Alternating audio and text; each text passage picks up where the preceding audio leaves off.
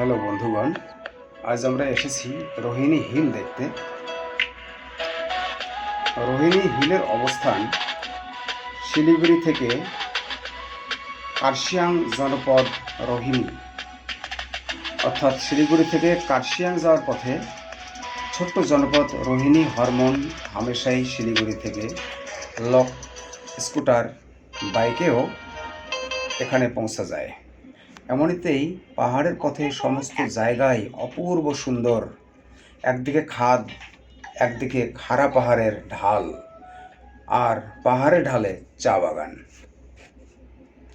2004 সালে তৎকালীন দার্জিলিং গোর্খা হিল কাউন্সিলের সুপ্রিমো সুভাষ ঘিসিং রোহিণী লেকের উদ্বোধন করেন।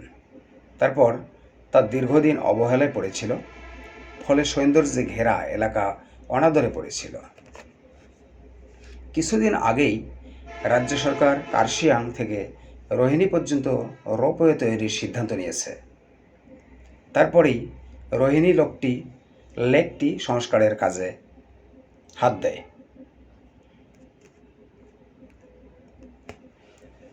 বেশ কয়েক বছর আগে এই পার্কটিতে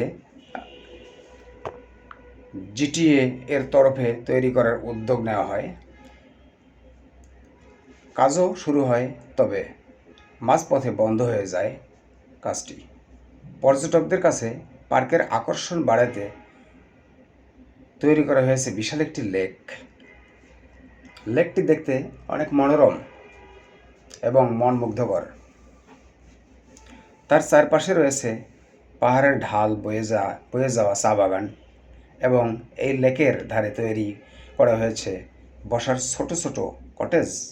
শুধু তাই নয়, এখানে দাঁড়িয়ে চোখ মেললে চাক্ষুষ করা যাবে পাহাড়ের মনোরম প্রকৃতির অপরূপ সৌন্দর্যকে। পাহাড়ের সৌন্দর্য অবাক করার মতো। পাহাড় ছোঁয়া, মেঘ, কুয়াশা দেখলে মনে হবে যেন শীত মৌসুম। আসলে তা নয়।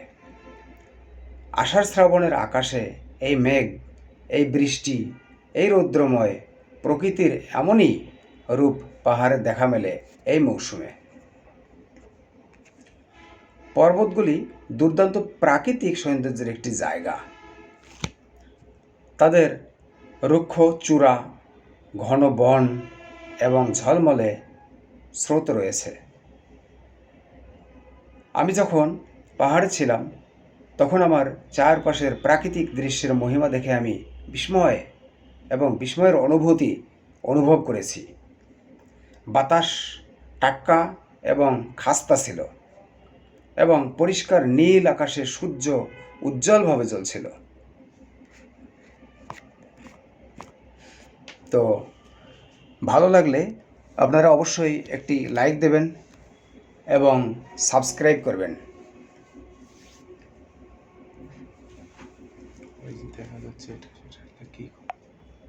এছাড়াও পাহাড়টিতে আরও দেখার আছে যে পাহাড়ের চূড়ায়, অর্থাৎ অনেক উপরে থেকে নিচ পর্যন্ত চা বাগানে বিস্তৃত,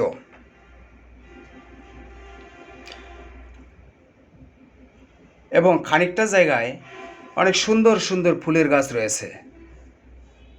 দেখতে অনেক মনোরম, অনেক সুন্দর, এবং পাহাড়টির চতুর্দিকে অনেক গাছপালা, এবং মাঝখানে সুন্দর একটি দৃশ্য লক্ষ্য করা যাচ্ছে।